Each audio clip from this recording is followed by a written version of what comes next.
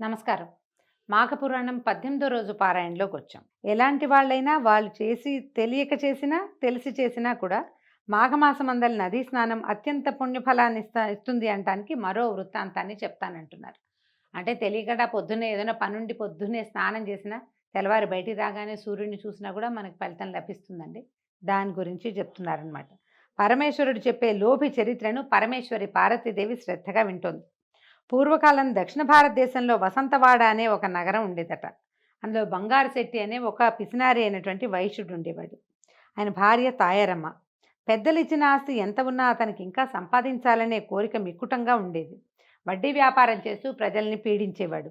పైసా తక్కువైనా ఎవరిని వదిలేవాడు కాదు. పరమ లోభి అయి ప్రవర్తించేవాడు. నిత్యము డబ్బు సంపాదనే తప్ప బంగారు శెట్టికి మరొక ధ్యాస ఉండేది కాదు. ఒక ఆధ్యాత్మిక చింతన లేదు. దైవ పూజ లేదు. శ్రీహరిని పూజించటమే ఎరగడు. దాన ధర్మాల ప్రసక్తే లేదు ఆయన జీవితంలో. ధన సంపాదనలో పడి కడుపుకింత కడుపు నిండా కూడు కూడా తినేవాడు కాదు.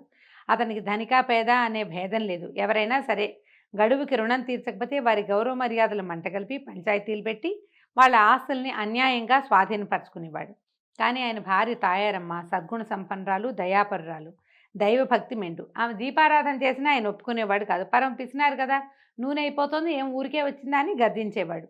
ఆవిడ ఎట్లా కొట్లా చిన్నగా ఒక చుక్క నూనె పోసి కొంచెం నూనెతో తడిపి ఒత్తిలిగిచ్చి దేవుడికి దండం పెట్టుకుని సరిపుచ్చుకునేదట. ఒకనాడు ఈ బంగారు శెట్టి గారు వడ్డీ వసూలు చేసుకోవడానికి పక్క గ్రామానికి వెళ్ళాడు.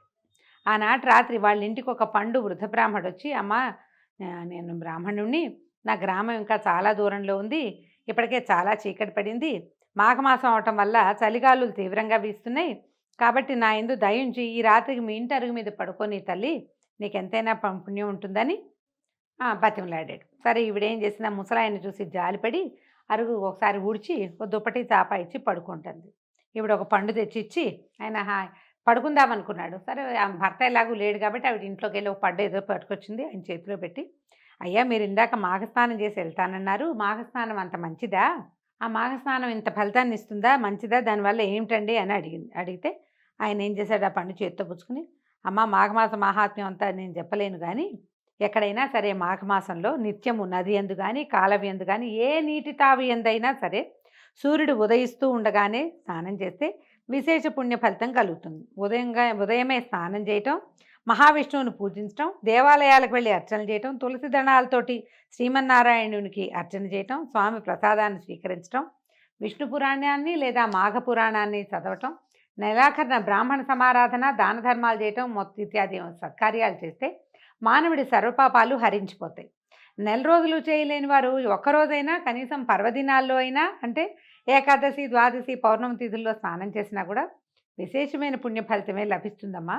సకల సంపదలు, ఆయురారోగ్య ఐశ్వర్యాలు, ఆ అవి లభించి పుత్ర సంతానం కూడా కలుగుతుంది. మహాఘోర పాపాలన్నింటినీ మటుమాయం చేస్తుంది. నేను అనుభవపూర్వకంగా చెప్తున్నానమ్మా అని చెప్పాడు. ఈవిడ ఏమనుకుంది, ఓహో చాలా బాగుంది, స్నానమే కాదా, రేపొద్దున చేసేద్దాం ఈయనతో పాటు అని ఆవిడ కూడా విష్ణు ధ్యానం, ఆయన ఏదో నామాలు చెప్పుకుంటుంటే కేశవ నామాలు, ఈవిడ కూడా విష్ణునామాలు చెప్పుకుంటూ ధ్యానంలో మునిగిపోయింది. ఇంతలో పక్క గ్రామానికి వెళ్ళిన భర్త తిరిగి వచ్చాడు. ఈవిడేం చేసింది, మాఘ స్నానము దాని విశేషం అన్నీ చెప్పి భర్తకి రేపు పొద్దున్నే వెళ్తానని అనగానే కేకలేసాడట ఆయన. వస్తే నీ వెర్రి మండిపోను, ఎవరేం చెప్తే దాన్ని నమ్మేస్తావా, మాఘ స్నానం ఏమిటి, వ్రతం ఏమిటి, దానం ఏమిటి, నీకేమైనా పిచ్చెక్కిందా, ఎంత ఖర్చు ఎంత ఖర్చు ఎంత ఖర్చు అన్నాడు. ఒళ్ళు గుళ్ళ చేసుకుని నేను సంపాదిస్తుంటే నువ్వు ఇల్లు గుళ్ళ చేయడానికి చూస్తావా, తిని కూర్చోలేక నాకు నష్టం కలిగిస్తావా అని కేకలేశాడు. నోరు మూసుకుని పడి ఉంటున్నాడు. అయితే ఈవిడేమంది, ఇందులో ఖర్చు ఏమీ లేదండి, ఒట్టి స్నానమే కాదటండి అన్నది. అంటే నోర్మై అధిక ప్రసంగం చేస్తే అవతల గెంటేస్తాను, నేను పైసా కూడబెడుతున్నాను, నువ్వేమో ఇలా రాత్రనగా పగలనక నేను అడవైన వాళ్ళ ఇంటి చుట్టూ తిరిగి వడ్డీలు వసూలు చేస్తుంటే దాన ధర్మం చేయటానిక, స్నానం అంటూ వెళ్ళావంటే దానం చేయకుండా కుదురుతుందా, నువ్వు ఇల్లు గుల్ల చేసుకుంటామా, చివరికి ఇట్లా చేసావంటే నువ్వు బిచ్చం ఎత్తుకోవాల్సిందే, పోయి పడుకో, మాట్లాడబో కానీ గట్టిగా కేకలేశాడు. ఏం చెయ్యాలో తెలియలేదట. పరిపరి విధాల ఆలోచించి ఎలాగైనా మాఘనది స్నానం చేయాలని నిర్ణయానికి వచ్చి ఎప్పుడు తెల్లారుతుందా, ఎప్పుడు నది స్నానానికి వెళ్ళిపోదామా అని శ్రీహరిని ధ్యానించుకుంటూ ఆత్రంగా ఎదురు చూస్తోంది. ఇంతలో భళ్ళుమని తెల్లవారింది. త్వరగా కాలకృత్యాలు తీర్చుకుని ఈవిడేం చేసిందట, భర్తకి చెప్పకుండా వృద్ధ బ్రాహ్మణుడితో పాటు ఆ నదిలోకి స్నానానికి వెళ్ళిపోయింది, నది దగ్గరికి. ఇదంతా పసిగట్టిన పిసినారి బంగారు శెట్టి ఒక కర్రను తీసుకుని తను కూడా నదిలోకి దిగి భార్య జుట్టు పుచ్చుకుని కొట్టబోయాడు. ఆ పెనుగులాటలోనే వాళ్ళకి తెలియకుండా ఇద్దరు నది నీళ్ళల్లో మునిగి తేలటంతో మాఘ స్నాన ఫలితం దక్కింది వాళ్ళకి. చివరికి భర్త ఏం చేశాడు, 2 కొట్టి దండించి బాగా నానా తిట్లు తిట్టి గోల చేసుకుంటూ ఇంటికి తీసుకొచ్చాడు. కొంతకాలానికి ఇద్దరు మరణించారట కొన్నేళ్ళు గడిచిన తర్వాత. తాయారమ్మని తీసుకుపోవటానికి విష్ణుదూతలొచ్చి బంగారు రథం మీద ఎక్కించుకుని తీసుకుపోతున్నారట. మా భర్త బంగారు శెట్టిని యమదూతలు వచ్చి తీసుకుపోతున్నారు. ఆవిడకేమో విష్ణుదూతలు వచ్చారు, విష్ణు పార్షదులు. ఈయనకేమో యమదూతలు వచ్చారు. ఈవిడేమంది, ఈ భర్తని యమదూతలు తీసుకెళ్ళిపోవడం చూసినటువంటి తాయారమ్మ గారు యమభటులతో, బాబు బాబు ఆగండి నాయనా, ఇదేమన్యాయం, నన్నేమో వైకుంఠానికి, వీళ్ళు చూస్తే పద్మాలలు అవి ధరించి అంటే బ్రహ్మాండంగా ఉన్నారు దేవపురుషుల్లాగా, మీరేమో యమకింకర్లు కనపడుతున్నారు, నన్ను వాళ్ళు తీసుకుపోతున్నారు, మా ఆయన్నేమో మీరు తీసుకుపోతున్నారు ఏమిటి నాయనా, భార్యాభర్తలు అన్న తర్వాత ఇద్దరం సమానమే కదా అని అడిగేసరికల్లా, అమ్మా ఓ పుణ్యాత్మురాలివి, నువ్వు మాఘమాస స్నానం చేసావు, అంచేత నీకు ఈ సద్గతి వచ్చింది. మరి నీ భర్త నిత్యం ఈ ధనాశతోటి ఏ భగవంతుడినైనా ధ్యానించాడా? లేదు. పైపెచ్చు ప్రజల్ని హింసించి పీడించి డబ్బు లాక్కుని పాపం మూట కట్టుకున్నాడు. భగవద్భక్తి లేని పాపులు నరకానికి కాక ఇంకెక్కడికి పోతారమ్మా, అందుకని మేము నరకాన్ని తీసిపోతున్నాం, నీ దారి నువ్వు హాయిగా బొమ్మన్నారు.